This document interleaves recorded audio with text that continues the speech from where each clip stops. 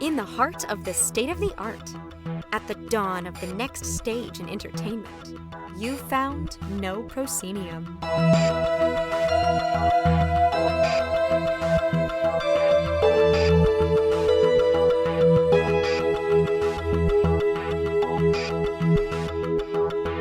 You have indeed found No Proscenium, the voice of everything immersive. I'm your host, Noah Nelson, coming to you from NPHQ in Los Angeles, and welcome to episode 375. This week on the show, we use the power of the internet to make contact with Brandon Oldenburg and Limbert Fabian, two members of the creative team of a very interesting place out in Sugar Land, Texas, which is just outside of Houston. That would be the Department of Wonder. Now, what they've got going on out there in Sugar Land looks to be an amalgamation of nearly everything we talk about on this show: performance, environmental storytelling, and creative use of technology to draw audiences deeper into the world they've built. I just wish I could see it with my own eyes.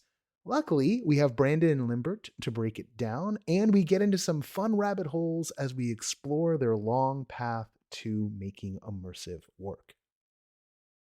Our long path wouldn't exist without all of you, and this month we're looking to close the gap in our Patreon as fast as we can as expenses are going up.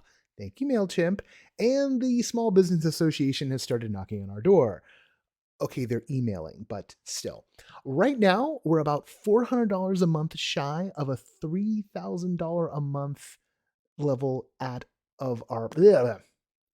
Right now, we're about $400 a month shy of the $3,000 a month mark in our Patreon campaign, which means we're looking for 80 new $5 backers to help stabilize the cost of doing business. Why not just 4 $100 backers?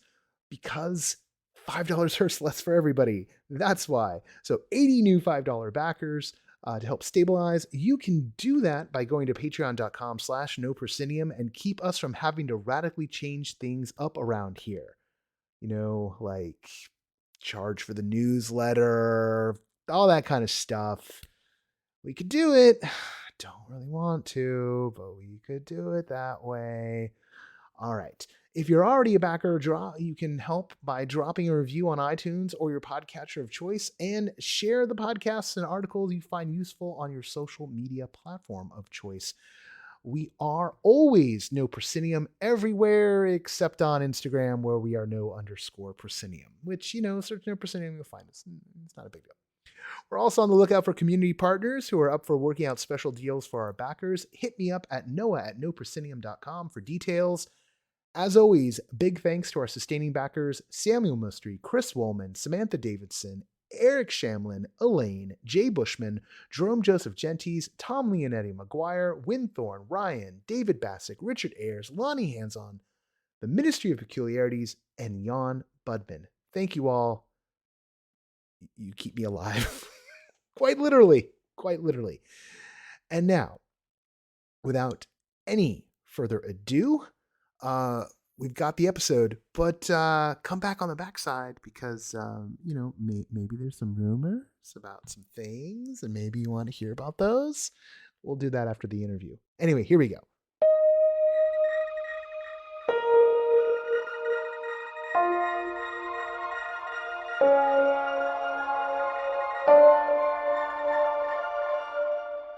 Not too far outside of Houston lies Sugar Land, Texas, which as of last fall is home to the Department of Wonder, a new immersive destination that looks to mix storytelling, technology, and performance in ways that are kind of the pinnacle of what we've all been chasing across the Immersiverse. Joining us today are Brandon Oldenburg and Limbert Fabian, co-heads of creative at the Department of Wonder. Hello, guys. Hello. Hi. Brandon, actually, just for the sake of it, Brandon, say hello so everyone knows your voice. Hi, this is Brandon Oldenburg. Limbert, say your name so everyone knows. Yes. This is Limbert Fabian. Hello, everyone. A quarter century in the business, and every time I have like two guests at the same time when we're doing this kind of recording, I always forget, like, oh yeah, people don't know who their voices are. All right, thank you. Get them and That's great. identify. Yeah.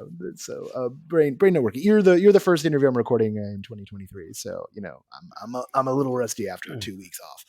That's Same the here. excuse. So, Same. all right. So we're going to start with the simple one. So everyone knows I haven't been, but I have seen a video and was mildly impressed.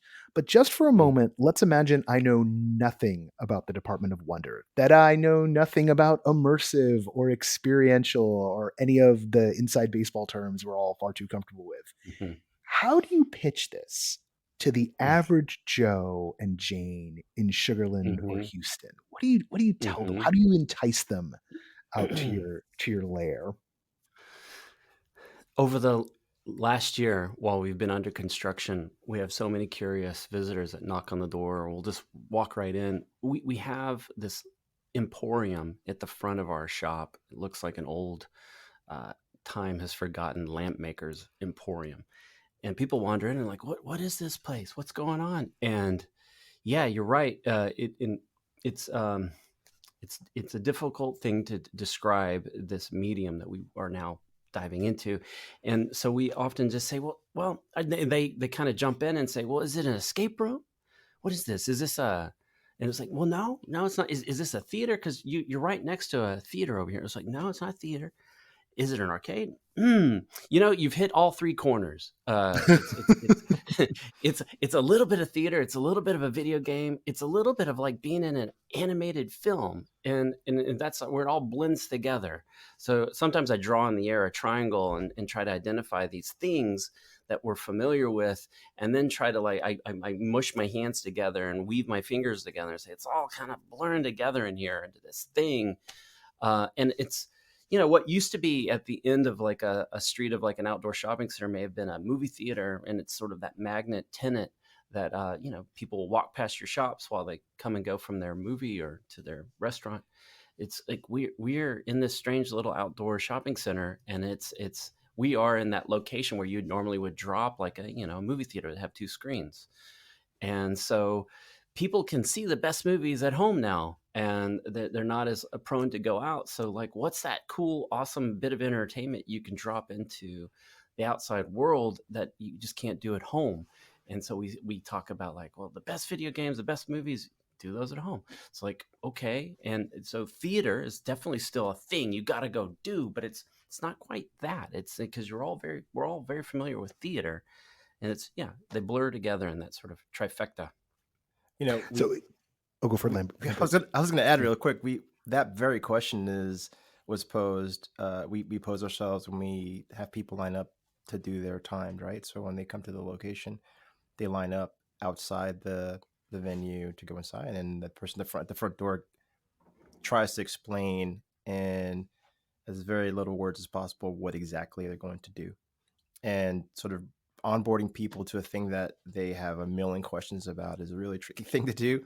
But we try to begin to wrap that in story a little bit and say that this is the folks you're going to meet inside have gained access to a very special place that is in need of your help, and that's all you're armed with. So the sense of intrigue is heightened a little bit, but this idea of trying to explain exactly what it is I think sometimes works a little bit against what we want you to experience when you first walk in. Is like, okay, I had no idea. I thought this was this, and it's actually this. And the element of surprise really is something that we try to preserve as much as possible.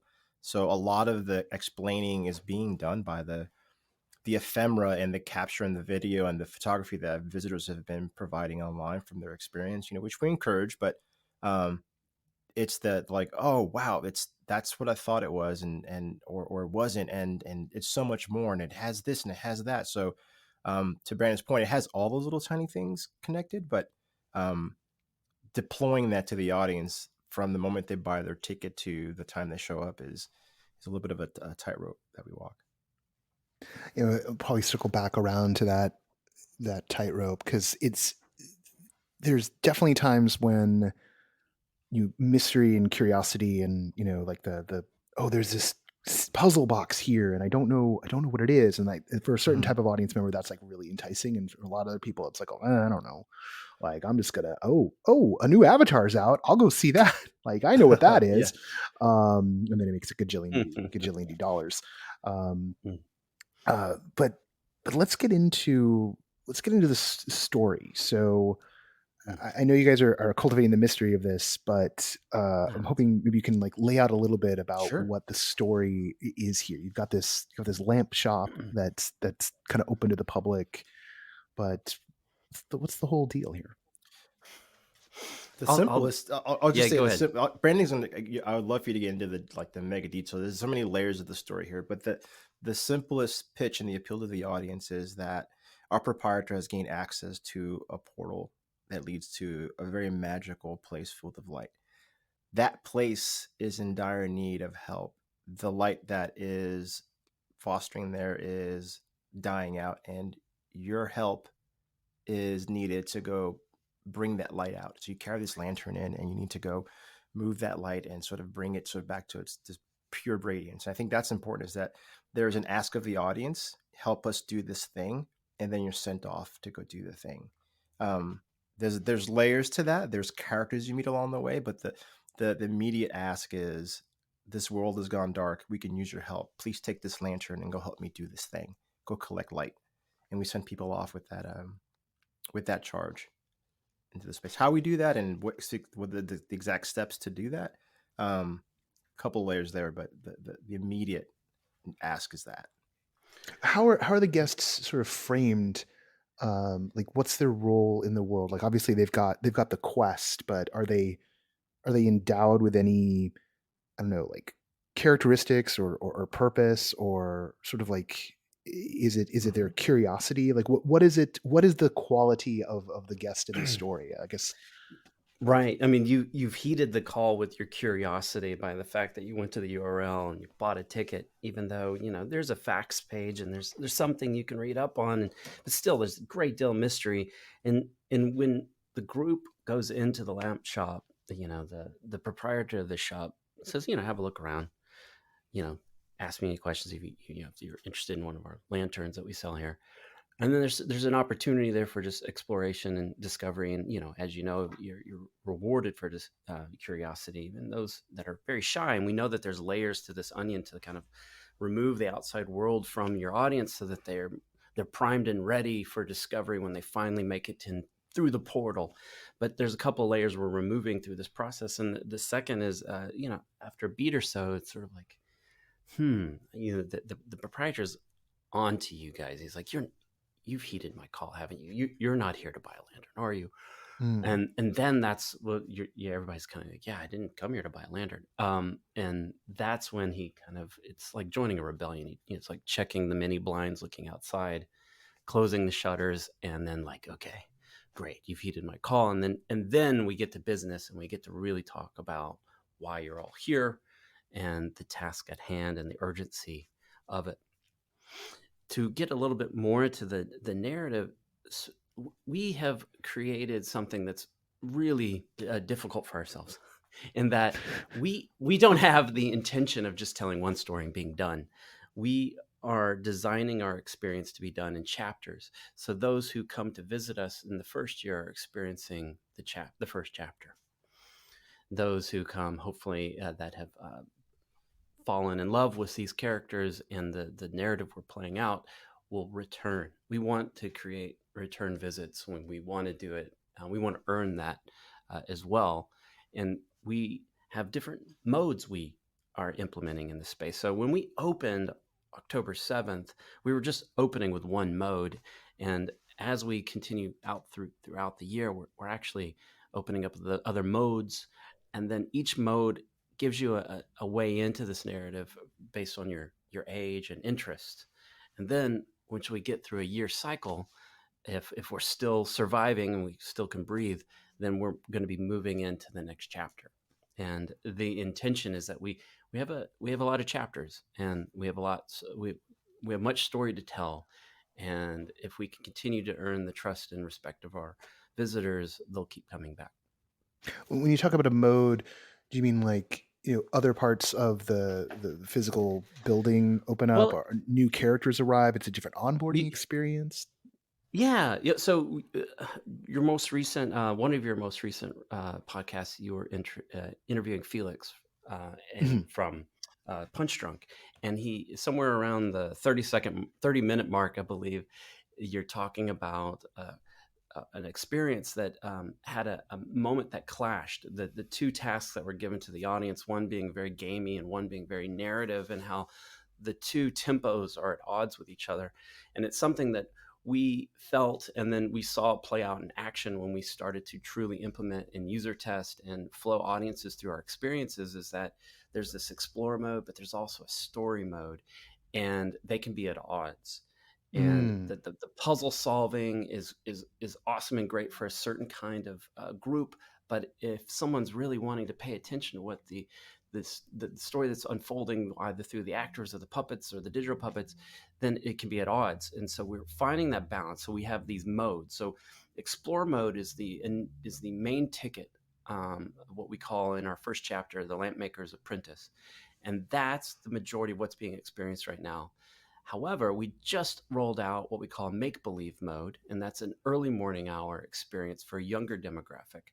So it's a little bit more sensory aware, and it's also just about building on the culture of what we're creating, about this fantasy genre that we exist in with our story.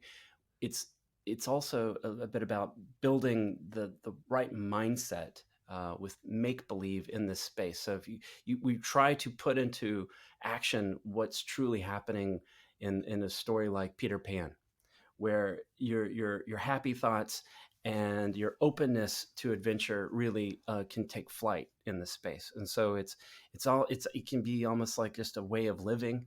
And so we do that for young caretakers and their younglings for early hours.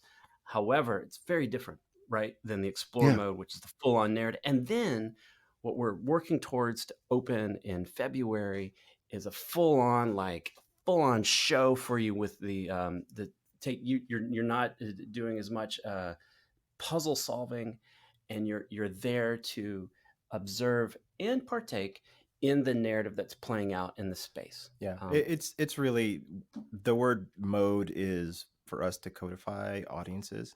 We quickly understood what the audiences were gravitating to, and the Explorer ticket, the Lampmaker's Apprentice, is doing wonderful. People love it. The idea of questing, once you're inside the world of Ariok, which is the world you walk into after the Lampmaker introduces you to his need, you're immediately bombarded with just visuals and things to engage with. And a lot of the things you engage with the characters you begin to meet is that they have need of you to help them with things that aren't necessarily collecting light. And so that becomes a task oriented experience for a lot of people, which is great. People love that. So they go, oh, this is awesome. I'm going to go do this and do that. But we also found that there's a different audience member who's just like, oh, wait a minute, I thought this was a theater thing since you started with an actor in the first room and I met Ferris. And so they're kind of a little bit apprehensive to the questing. So what we want to do is begin to, curate and orchestrate experiences that dial up what's expected for those audiences. So we want to dial up the questing stuff for the main ticket in the Lightmaker's Apprentice, and then we're going to roll out a more passive but richly engaging theatrical version of what we're currently doing with taking the actors in the space and let them actually play out their scenes and have the audience not have to engage with them from a puzzle solving point of view. So that's been our ambitions for the beginning, but we kind of were all doing it at the same time, and the audience kind of told us what was working and wasn't working. So in order to make sure that we preserve that, we're splitting them all up into their own silos. And the make believe was a wonderful give me. Is the space is beautifully crafted in a way that lends itself to this magical place where you can go imagine and play. And we just turned on the lights and said, hey, what if the iconography and the colors were a little different, and the branding for this ticket just felt like it was aimed at a specific audience? What would happen? And that's what we're doing. So that's the opportunistic side of the business, to try to see and identify these audiences and times of day and how people are coming out, and taking advantage of those times and see if we can build something around that. And just to be clear, on the one that's going to be a little more on the performance side, it's covering the same narrative material as the Explorer ticket. Well, I'll jump in and say that when you're doing the Explore ticket, there are things that are alluded to, that there's this building tension. there's tension building, like there's this storm coming and we've got to be prepared.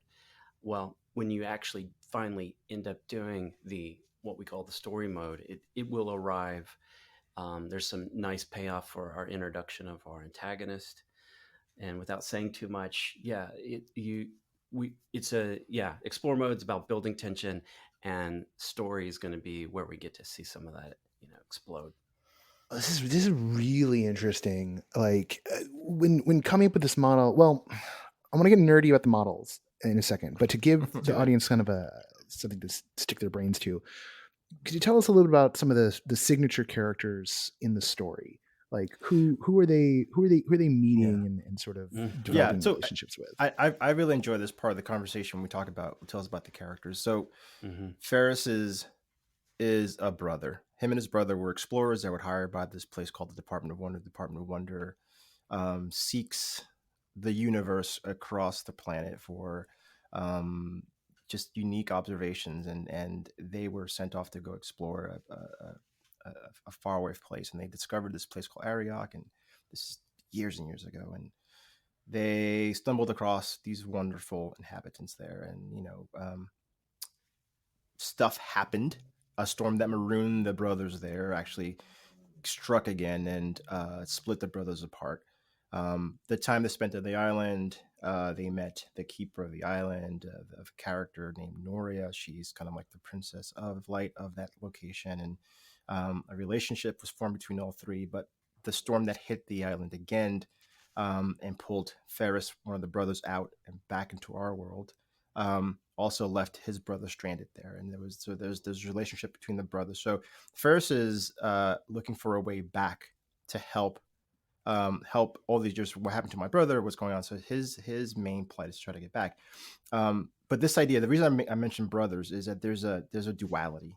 There's a play of duality in our universe. So two brothers, there's light and there's dark. And this idea that the brother was lost, and what is the brother feeling? And this idea of loss mean forgotten. Does forgotten mean, does that lead to anger? And anger, does it lead to darkness? And so this whole idea. And then what we call the darkness actually is the storm that is kind of rushing through the island and causing havoc and blowing out the lights, literally blowing out the light. All the inhabitants of this realm are light beings. And when this storm comes through, it kind of like blurs it out and kind of blightens it. And so there's the light versus the dark. And what you do is when you're in there, you cross over. Ferris has gotten access because of your presence, has enough of your sort of your energy, the audience's energy, collective energy, to open up a portal for the briefest of moments, and the audience can step into that. And once they're in, he's got to close it. He can't go with you. He's got to be the other man and close the door back up. So the door gets closed and you've crossed over. Interesting enough, you meet the characters you meet a very humanoid character who's like, oh, fantastic, you got lanterns, and he engages with you in that way. But then you've got characters who are interested not in the lanterns, but specifically distracting you from collecting light.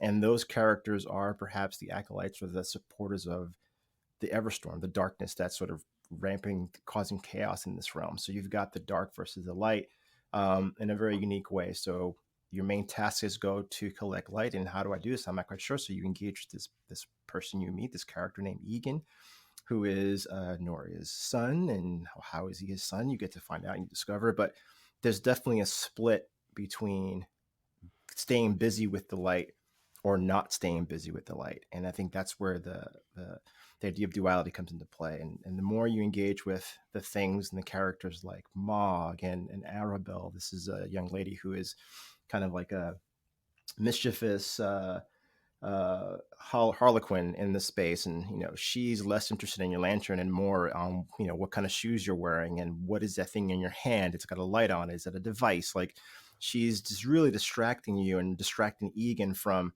getting you to gather light. And what the audience does to gather light is put their lantern on these really cool receptacles, and by placing them down, the space comes alive. Like, interacting with the space digitally, physically with the space causes something to create your lantern to light. And the more you do of that, the more light you collect until it's time to go see Noria, who gathers all that light and sends it back. So there's a whole cycle to that. But what's really cool is while you're trying to suss that out, you're being tugged by characters that are supporting the darkness and characters that are supporting the light. And they both need you to do a thing. And that duality is such a really fun thing to watch people do. It's like, well, I'm going to hang out here and do this light thing, but well, while you're doing that, you could be doing something else, and why aren't you doing this, and who told you to do that? So this confusion by design is being led by two characters that harbinger light and two characters that harbinger darkness, and one's a puppet and one's a digital puppet, one's a human actor, and the other's another human actor. So again, this idea of balance. And you then said one's a digital puppet, one's a normal puppet. So there's both like a puppet. Yeah, we can get into that. There's a whole puppet thing. We'll unpack here in a second. Puppets are good. Puppets and humans and digital puppets all living together. I mean, that's coexisting. That's good. Yeah, coexisting. Yeah. Coexisting. Maybe not living. Coexisting. There's a lot. There's a lot to see and do, and that's just it. It's like, okay, I was told to gather light in this lantern, and the second I step into it, but how do I do it? Which way do I go? You don't get told any of that. You just kind of wander in, and then it's up to you to decide. It's like, oh, okay. Oh, do I follow you? Is there a map to this place? I'm not quite sure. Oh, it looks like you need a map. And then all of that gets bombarded on you as you walk in. How have you guys sort of dialed in? Because there is sort of a fine line between giving the audience a lot of broad-based agency and just sort of casting them adrift without any sort of sense of like, well, but where should I go? How have you found as you brought audience in and you tested, like, do you feel like you've dialed in the sweet spot yet, or you still feel like you're finding exactly how to make that trick work? I think we're always dialing it in. We certainly have gotten better. Yeah, we certainly got a lot of feedback at the beginning. It's like, oh, there's so much confusion. And we would say, well, that's by design. But no, listening to the audience is very important, and understanding if they're really even if they even having a good time in there or not. And part of that good time is being adrift for a bit and then figuring it out. So yeah, at first we were like, well, we should get everybody maps. And I was like, no, okay, well, how about just one person a map? And it's gifted to them. And you saw that. So you're like, oh, well, let's all look at this together. And there's a little bit of a collaboratory opportunity between strangers. That seems to work well. But at the same time, what we really love is when we unload on the audience with all this mystery and lore. At the end of the day, it's just like, well, that's not for you to worry about. You're just here to use the little light you have in your lantern to attract more light and collect it. And if you do that, you'll win the day. Go and have, and do your best. And but along the way, you couldn't help but think about this lost brother and this lost love, and then you meet all these other people you weren't told about. So then it's the joy of the next chapter in a book. It's like, I had no idea I was gonna unfold all this other stuff, moving on to the next page, and then giving the audience that choose your own adventure opportunity to, like, well, I was given all this advice to do this one thing, which all seemed good, but wow, what this character is tempting me with is really enticing, and it allows you to, if you've removed those layers of their outside world, you can be a bit more playful and mischievous in this space.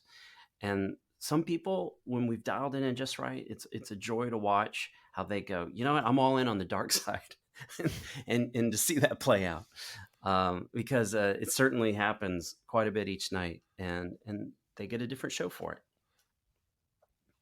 You say they get a different show for it. So what are the lanterns tracking? Are they tracking the stations people have gone to? Are there choices that are made? Does it all sort of the ending come as like a gestalt of what the audience as a whole has done? Right now, the audience is the time spent in the space is tracked. How long you are in there. The tickets for about an hour long from the second the lantern turns on. It turns on after Ferris, the lamp maker, tells you a little story in this area we call a story tent, and it illuminates. But the lanterns themselves are tracking which areas you've placed them down and interacted with the installation. There are 4 unique realms. Each one of those realms is a gathering light activation, if you will. In one realm, you can collect light by lassoing it. Another one, you have to solve a puzzle made up of constellations of stars. And another one, you've got to gather these little fire flames from these little pixies that are giving them to you because you brought them to them. So there's each little realm kind of offers you a unique way for your lantern to accrue light.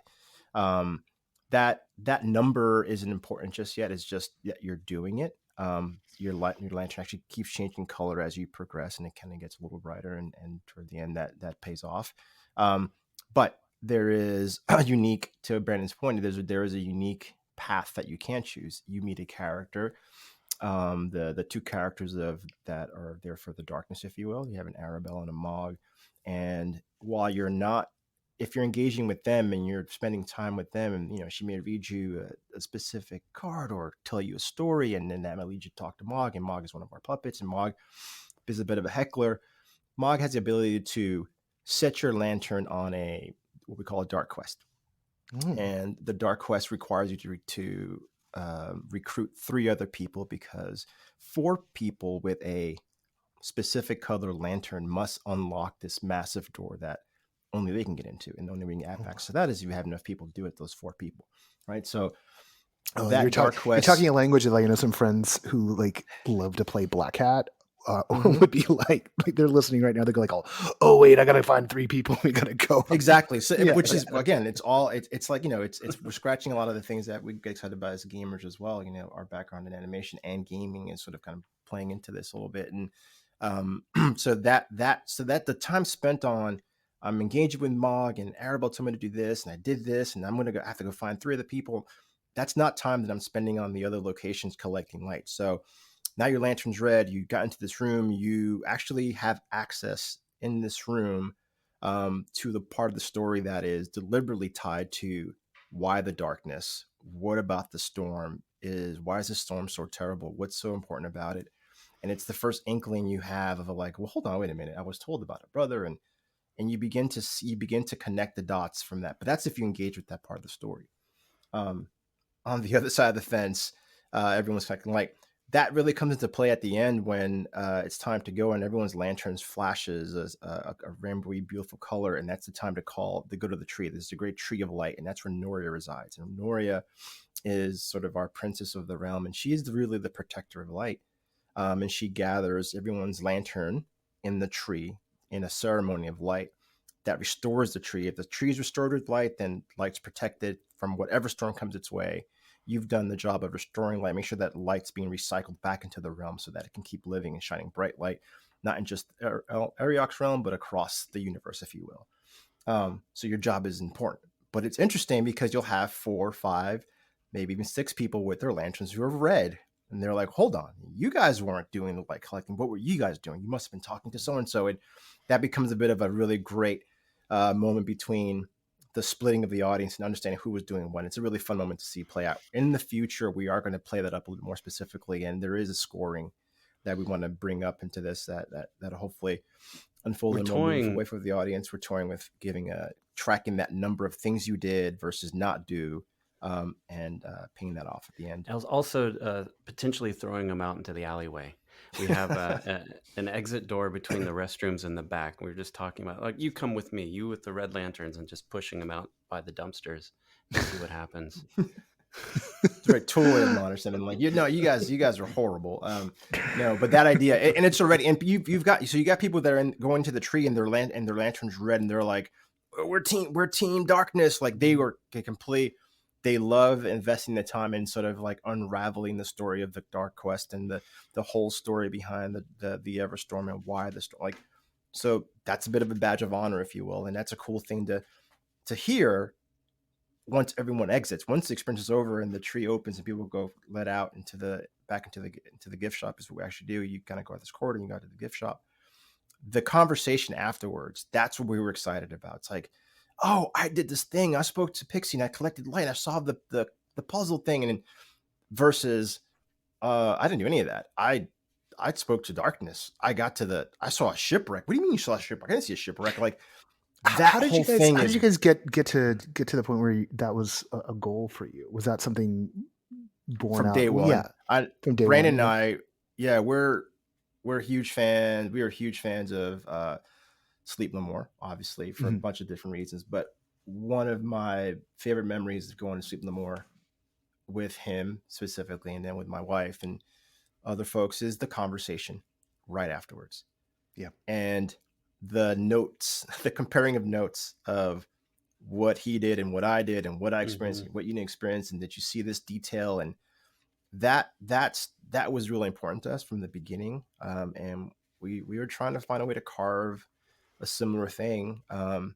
where the audience was making a choice to go down the rabbit hole, if you will. They went down that path, and let's reward them for being curious enough to keep going down that path and see if they discover something. And then just because you did that, then you have the bragging rights to do that thing, right? To talk about that thing. So Yeah, that is the thing. The before, like, what are we gonna do conversation, and then the after, what did you do? I didn't do that. I did this. The all that forensics work is just so much fun. That was a key ingredient to what we were gonna we try to create here with right. Department of Water, is to give people that opportunity for conversation, to get into like what it all make sense of all those jigsaw puzzle pieces. You guys mentioned Sleep No More, which everyone knows takes inspiration in part narratively from the Scottish play. As I'm hearing you talk about the island and the characters and the brothers and whatnot, I'm getting a little Tempest vibes, like Shakespeare's The Tempest. So is that one of the influences here on your narrative? I wonder if you could talk just that question directly and talk about your narrative influences more broadly. I think there's a little Tempest in there. I mean, we should definitely mention that a bit of this material and a lot of this work where we got to today with a lot of the new characters is our collaboration with Joshua Rubin, as a writer that we work with together on this, and it perhaps there's a dash of that in there. For us, it's funny because we would go like, yeah, this Tempest is also, Star Wars. It's that's all those influences are there, and we're trying to find a way to make that our own. But for sure, I could see that there's something there that might have bubbled up in our conversation when we were getting into the dialogue with Joshua specifically. When we were originally developing all of this, we were talking about a universe, and one of the planets, for lack of a better description, is definitely highly influenced by a lot of fantasy genre, all thrown into a blender. So you could pull from so many different fantasy stories and see and feel a lot of those ingredients in our space and in our characters and in their motivations. But to take a step back, the bigger idea that we were initially out trying to raise capital for was a thing we called the library. And not unlike Night at the Museum, we pictured a library that came to life at night, and the characters and these different wings all commingled. And you had basically a Romeo and Juliet-esque story playing out where the Montagues being maybe all the villains, the Capulets, if I'm remembering all these names right, are all the good guys from the stories. And then they're the what is good and what is bad, and the mix of these different relationships in their spawn, and what would their spawn think about those relationships and what their family line represents. And so when we think about other locations, we're like, well, we've done fantasy, now let's do science fiction, but that's a science fiction wing. It's a different planet, but they're still dealing with light. And so the unifying thread is light in our larger, grander idea for the lore that we're building. And I know there's a lot to unpack in what I just said, but that's where we started. We started with this light and dark, good and bad from every fantasy story, every fictional novel that's ever been written, and like, how do we commingle these characters together that become our own? So it's like, did Sherlock Holmes, like, did he hook up with Nancy Drew, and did they have a child? And did we're just having these strange conversations, but it lent its way into these genres that we love, because we want to see a noir story in a noir wing. We want to see a science fiction story in a science fiction wing, and same for all the other wings. And so it was such a big idea. We needed to take a step back and let's go down one wing. Let's just go down one genre for now, and play with that. Well, it's interesting. Also, you mentioned Star Wars, but as you were talking about the approach for Chapter 1 of the different modes and these sort of kind of different angles or on the story, or how the explorer mode builds tension, but then the story mode is gonna kind of seems like it's gonna advance the story. It got me thinking about sort of the old transmedia mode of storytelling that would happen in Star Wars, like in the 90s, in the expanded universe of, well, we're Hmm. going to have a video game, and the video game is going to be this, and then the Hmm. novel's going to be the Mhm. same story but told through a different lens, and but also for someone That's who doesn't want to play the video game, right? That's Shadows of the Yep. Empire. Yeah. Or Right. just buy the soundtrack, which I discovered last night during sorting things. I was like, oh, I've still got that. Um, and that's, were those strategies something you were talking about in this mode thing? Was the mode, if the sorry, I actually lost a little bit of track of No, remembering. it's good. There was a thing you said that you answered a question I asked where you said like, oh, from day one.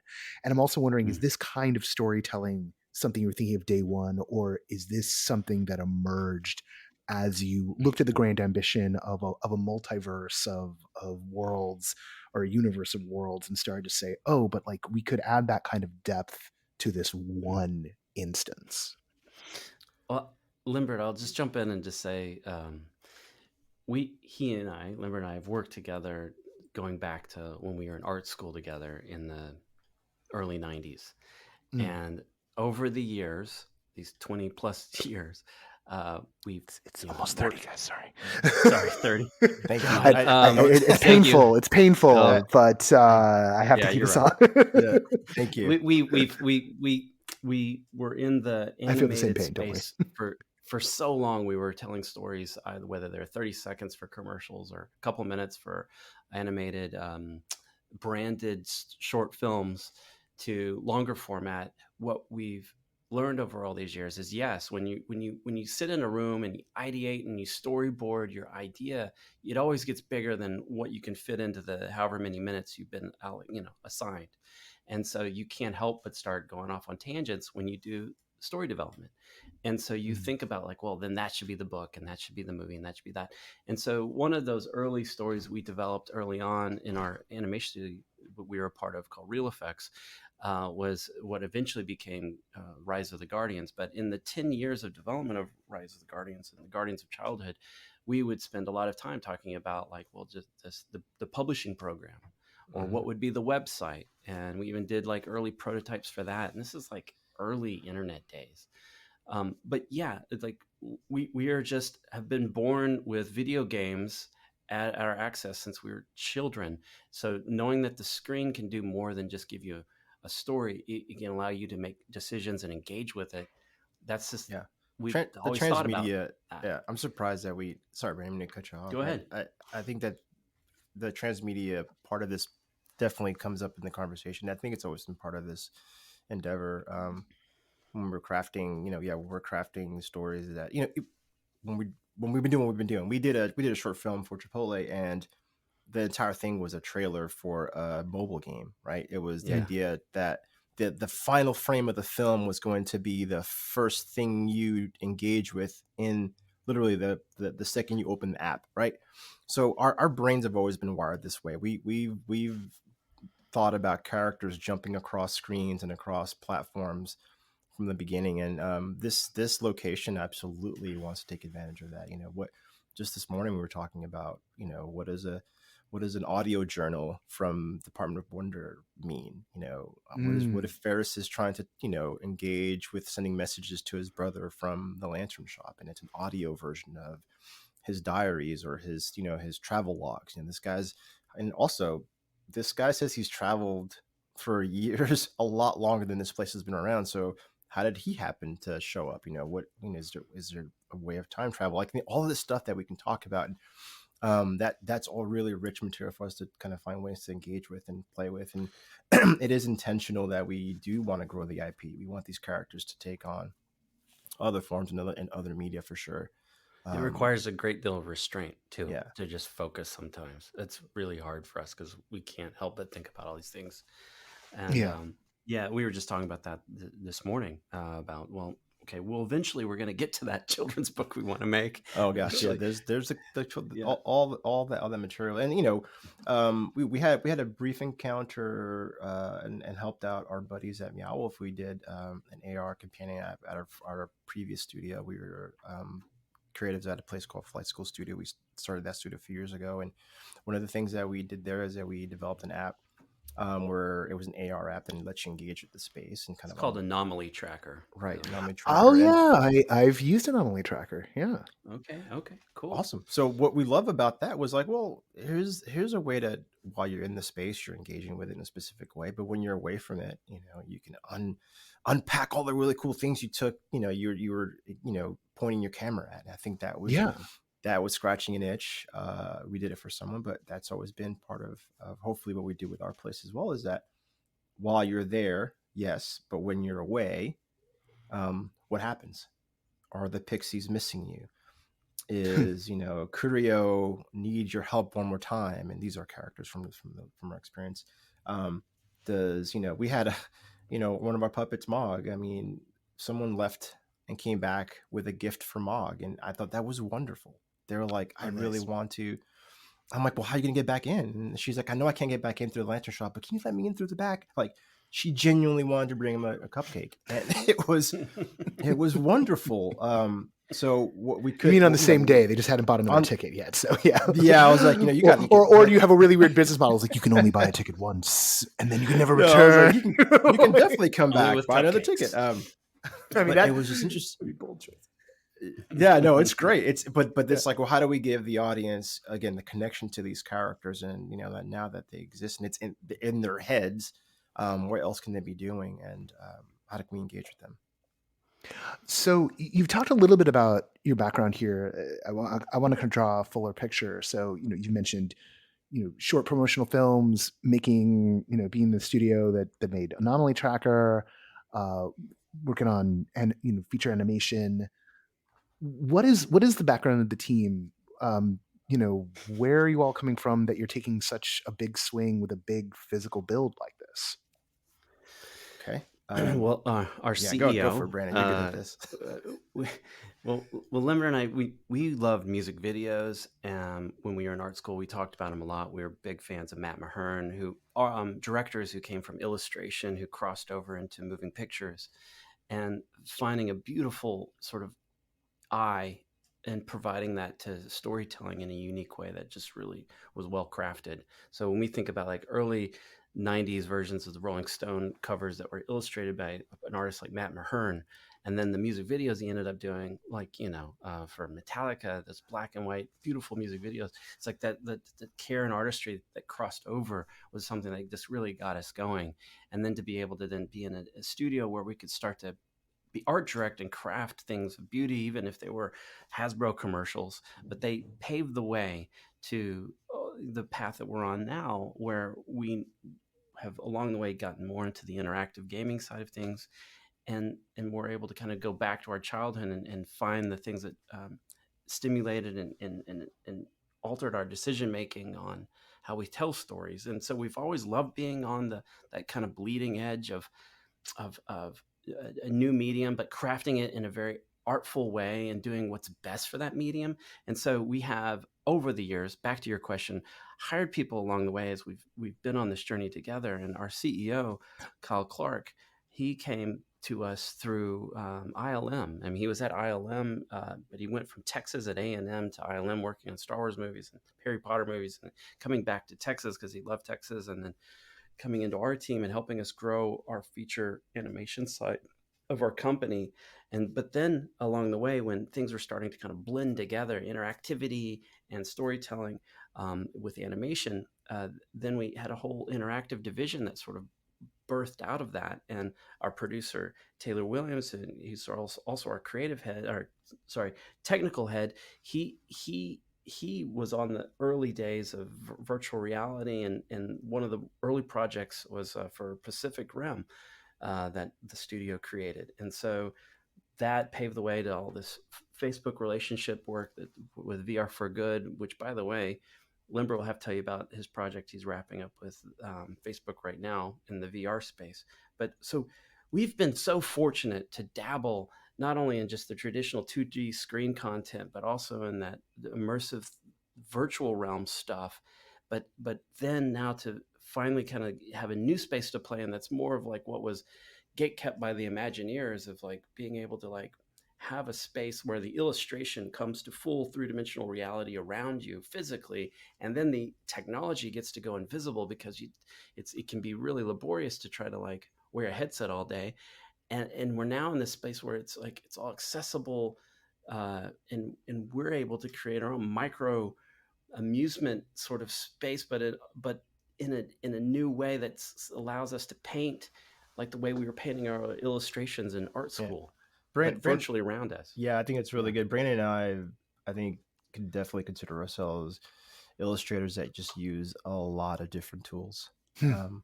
We've had the amazing, fortunate opportunity in our careers to engage with just people that allowed us to kind of be thinkers and play with ideas. Chronologically, yes, we spent time at, wrangling together as art students and wanted to go make films, but really we're like, why, it's really about making great images, and this really good to stay in art school and make art school the thing that is to take it into this universe. And is the animation the next leap into trying to make those images move, and which led to a really wonderful time at Real Effects. Has been part of our careers our entire lives. Real Effects Animation Studio, which is in Dallas. I moved to Dallas and became part of that with Brandon. Brandon was from Fort Worth originally, and so Dallas has been home base for a lot of this work until we departed on our ways to try to keep pushing the boundaries a little bit. We ended up doing a studio called Moonbot for a little while in Shreveport, Louisiana. Allowed us to be even more creative there. And what was interesting about Moonbot, it was that it was doing exactly what Brandon was talking about. We were taking the tools and pushing them further. It was the first time we actually got to act on, well, a film can do this, but what if we take the assets from the film and deploy them in this way and create an app that does that? Okay, great. What if this game was the first thing that led to this? So this idea of playing with story in multiple doors and entry, the audience can enter to that story from multiple places, was started to be scratched at with Moonbot. And then Moonbot led to wonderful opportunities to tell a lot of different stories for other folks. Ultimately, that led to a wonderful story like Lost Dolly, for example, which is on Netflix, birthed out of Right. ideas at Moonbot. So Oh, that again, that's all out of this. Let's tinker with how do we tell stories, and that led to Kyle, our CEO, calling us back to Real Effects and saying, "Hey, we've got this burgeoning VR division, and it could use, some what if thinking, that sort of experimental attitude." And we found ourselves back at Real Effects, but specifically not to make Real Effects, animated movies, but to take the innovation that they're creating with the VR side and make it our own and craft something around it. So we formed Flight School about 6 years ago. Flight School still exists, and they do wonderful interactive work and installation. So we began to talk to other partners that wanted things activated just beyond VR activations or VR projects. And the entire time we were at Flight School, we just couldn't help thinking about what we called the regional Disney. Brandon and I have this audacious ideas of like, man, what would it be like if we can curate a city? Well, what is that? What is that like? What if we gave people things to do that were all tied together in some crazy way? And that's the kind of stuff that I talk about over coffee, and it's kind of like it tickles us. But what if we did Epcot but for real, like not just like a theme park, but they lived in it? No. Imagine you could, what if the apartments, it's, and yet we love that. It's just it's but we've tried to be responsible and take chances where chances are able to be taken, and be responsible with the work we do. But also, the illustrator in us is like, well, is that our style? Let's try this thing. And I think our brand is collaboration, if anything. I think I never said that a lot, but it is collaboration. And we found ourselves working with people who are just like, yeah, that's what let's try it. Let's go for it. And really supporting us in that way. And that led to the opportunity in Sugarland. While we were trying to raise capital, there was a location. They were like, well, you've got this space. What would you do with it? And that's when we decided to take this grander idea of this library thing, go, well, let's take a small bite out of it and turn it into something small. What would that be? And that's when we kind of just went off on the races and started trying to bring that to life and do it. But it's definitely been illustration, filmmaking, animation, scratching those itches, telling stories that are connected and broader, and they're chapters and they're things that are really large and giving you ways to get engaged with that. Every one of our studios and projects that we've been part of have been all pulling at that and pointing in that direction for sure. You know what? Can I jump in? I just want to Yeah. celebrate a person for a second that was a big inspiration for us, and it just wasn't in my brain until Limbert started to tell that story. And the stint we spent in Louisiana for almost a decade, one of the early things that we got to experience was from a puppeteer out of New Orleans who had made and translated Roald Dahl's Fantastic Mr. Fox into an immersive experience. And it was made of just cardboard and scraps, and it was in a warehouse that probably didn't have AC. But then eventually it got torn down, but we learned about it.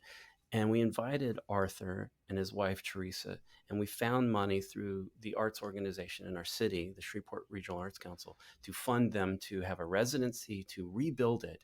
And we gave them a 4-story building to redo the Fantastic Mr. Fox, where you go through these tunnels. It starts out in what feels like a little theater and a giant picture book, and you climb into the picture book. You go through these tunnels. You go from narrative point to narrative point through tunnels, and while being chased by giant shovels coming through the ceiling. And it was just blowing our minds to finally, like, we'd been told it, and then to see it, and then to be a part of it, and then to do it on our hands and knees with knee pads and headlamps.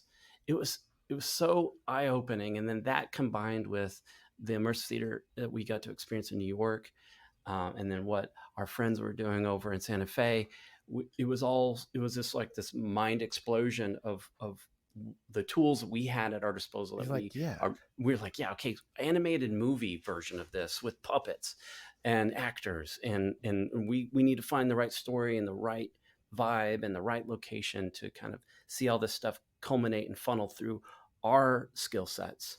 And we were so fortunate a few years ago to finally figure that out and to start to build it in Houston. But yeah, it started with Arthur Mintz and to a degree, and what he was doing with Fantastic Mr. Fox. And what's so crazy about that journey is Arthur fell in love with all the work we were doing in animation. He started his own animation company, and he's going down that path now, where we're not doing that as much. And he just had like the Super Bowl murders, as it were. Yeah. No, it's exactly amazing. Yeah, it's like the first commercial of the Super Bowl last year, his company did, and it's this beautiful mixture hybrid between puppets and tracking the eyes and replacing the pupils. It's so beautiful. It's like what I think Henson would have come to if he'd still been around. Oh, wow. What's the status of that Fantastic Mr. Fox show? Is that wrapped at this point, or do they? Yeah, that was it. That was the stint. Yeah, and they extended it for a couple of months because it kept selling out. It was beautiful. It was wild. Show. But just the building of that and just seeing that come together, you're like, oh yeah, you could do this. You could totally. This isn't behind some crazy door that it's hard to climb up to the lock to.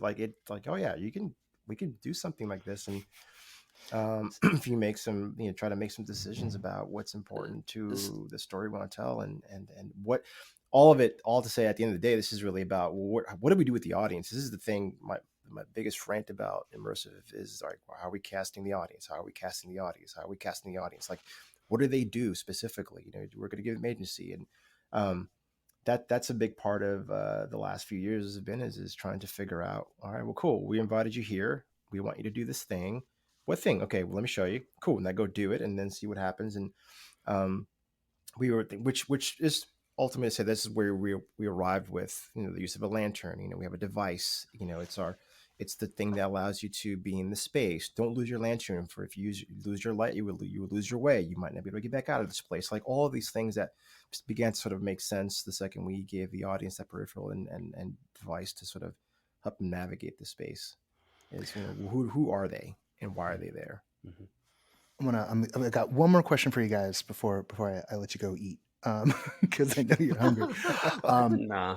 But from the outside looking in, and you've mentioned a little bit about how you wound up with the space. You were offered it, but from the outside looking in, I've always felt like Houston was an underserved market for immersive. It's the 4th largest media region in the country, right? Like everyone forgets that.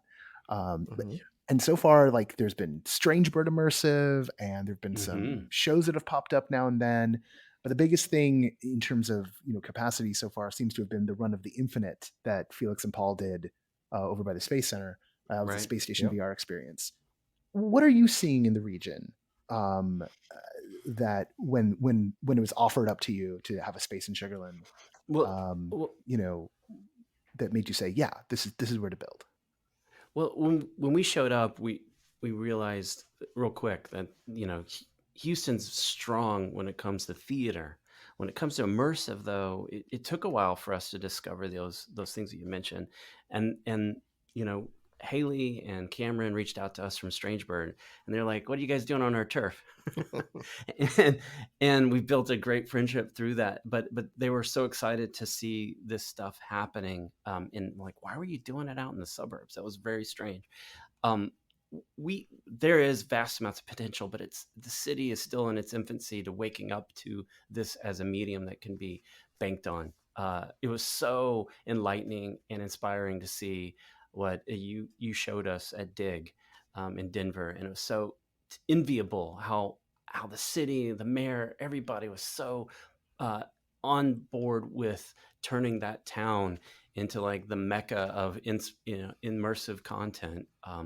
That it was such an exciting space to be in and to meet with other people that were like minded. But as far as Houston goes, there's a nut to crack there, and it's breaking out of the stodgy traditional proscenium of theater. We the talent is there. The opportunity needs to be, I think, continue to be stimulated for these storytellers that are all over that city to be able to, not, they're all adventurous, but to then have the confidence to do it so that there will be an audience that'll accept it. And we're definitely still in an educational phase. Like if immersive theater is in like the motorized buggy phase before the car was invented, that's sort of where we are. But we're still feeling like we're just showing people the wheel right now over there to a degree, and we still have a lot of education to do to get people mind switch to be more open to this. We were so lucky to bring in our theater manager, Kevin Holden, who had been doing this for a good decade in Houston, but he was so bleeding edge. It just like, it was very hard for him to find an audience. He was doing immersive shows in bars and in abandoned silos, like before we had ever gone to an immersive show in our lives.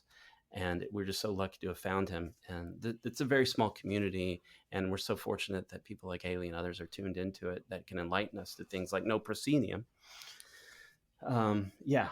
Well, and I'm glad to see, when I opened this episode up and said that you guys are chasing what so many of us are chasing here, and like bringing it all together, to see the amount of prowess and energy you're putting into it, and that you're thinking through these things, but also that you're making sure that, or you have that discipline born of working in the industry for a very long time, to know the ambition may be huge, but the focus needs to be even grander in order to get there in the long run, and go deep before you go wide. And I'm hearing that in what you've been saying today. There is. Yeah.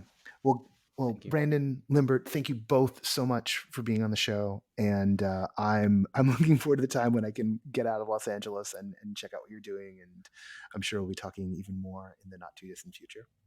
Thank you so much, Noah. Thank you. This is an amazing platform to be on. We're so honored to be able to reach your audience.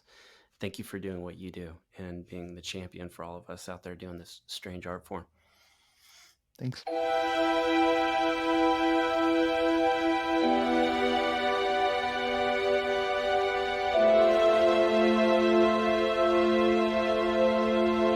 Once again, I want to thank Brandon and Limbert for being our guests on the show this week. Check out Department of Wonder out in Sugarland, Texas. If you are anywhere near there, or if you find yourself passing through, I know that I will be jealous of you. And hopefully at some point I'll get to do it too. Yeah, really just love talking with those guys, like, and getting into the whole Fantastic Mr. Fox, puppet based piece, that going on in it, and just all this other stuff. Like, I'm really, really curious as to how this is going to develop. And I'm hoping that it might be one of those bellwether projects, because if they can make this work there and garner some attention, that maybe we'll see more folks jumping into the space because of it. All right, speaking of more folks jumping into the space because of a show, because of an experience, Punch Drunk. Oh yeah, Punch Drunk. The seminal immersive theater company, creators of Sleep No More, amongst other works. Of course, they got the Burnt City going on in London right now, and as many of you know, the Burnt City was targeted for Los Angeles for a long time until kind of an infamous 2019 planning commission meeting where we discovered that the permits had been pulled, sort of nixing the project as it was planned. Well, it seems like maybe things aren't as done and dusted as we thought they were, because right now, currently, there's a documentary that's out on Sky TV in England. All right, I want to get the name of this right. This is something that Catherine flagged in the Everything Immersive group. Catherine, who's still, technically not allowed to be part of us because of working for a game studio with Meta on virtual reality. But you can't keep a good moderator down. You can't keep Catherine from posting. So the Punch Drunk Behind the Mask documentary, which is an hour-long documentary on Sky TV, the last 7 minutes or so, which I've been able to see.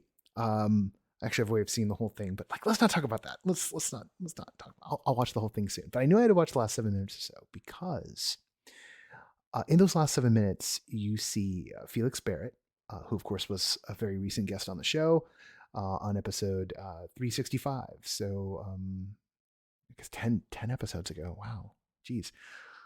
You get to the point now. Okay, Felix is running around the MacArthur, which is the hotel that they're renovating at MacArthur Park in Los Angeles.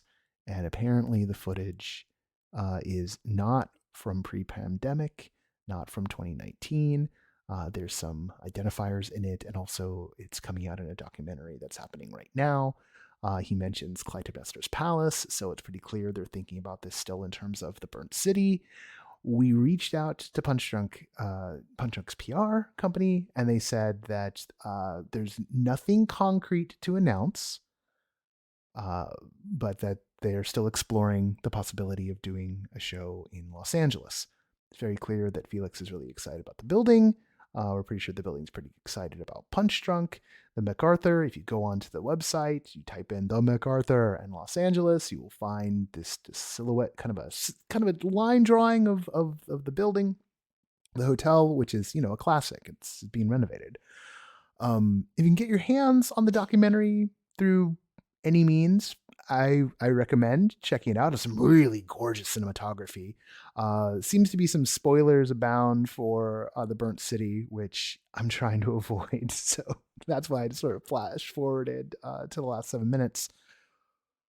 But yes, it seems the cat's out of the bag that that the dream of Punch Drunk being in Los Angeles, and particularly the dream of the Burnt City being in Los Angeles, is not done. Of course, if you want to go see the Burnt City right now, if you want to experience all the wonders that London has to offer, and London has a lot to offer, I don't want to stop you from going.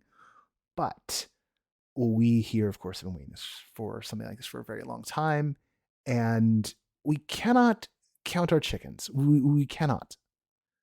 There's an egg shortage, don't you know? We can't count our chickens because until I've seen that the permits are signed and that announcements have been made because the hurdles have been cleared, until I see that, I'm not going to get my hopes up. I literally was at the meeting where it was just announced the developers pulled the permits. And then I called the planning commission. I was like, well, what does that mean? And there's like, that means it's done. I was like, well, what would happen if they wanted to do it, could they just pick up where they left off? Like, no, they'd have to start over from the beginning. But it looks like maybe they started over from the beginning, and maybe the pandemic gave them enough time to do exactly that. And maybe other things, but just maybes. But the last 7 minutes of that documentary are Felix running around. And let me tell you, the spaces he's running around in look really incredible as raw spaces. Will they be all being used for the show? I don't know. There's a big lobby, amazing lobby. I'm pretty sure that's gonna be the hotel's lobby. But really, let's just maybe wish. Let's just wish together. Oh God, can we get it here? All right, it'll be fun to run around. It'll be really fun to run around. And it's in that Sky News documentary. They don't want us to rumor monger. They don't want us to like talk. Obviously they do. So wouldn't it be on Sky? I hope this isn't some giant mistake on the part of like a Sky documentary producer. It does not seem to be, not with the word we got. So ladies and gentlemen, and all others, let's start your engines. Let's go. All right. On that note, that's it for this week. It's a great, bright, beautiful time and immersive. There's lots of possibilities. I'm starting to get excited. And I owe all the backers an irregular, and I'm gonna go record that immediately after this. So I'm in a mood. We're gonna do that. That being said, let's do the thing we do at the end of every show. The associate producer of No Proscenium is Parker Sella. Music for No Proscenium is by Chris Porter of the Speakeasy Society and Solar, the podcast. Special thanks to Siobhan O'Loughlin for voicing our intro. And this podcast is written, edited, hosted, produced, and mixed by yours truly. I'm Noah Nelson, and until next time, I'll see you at the show.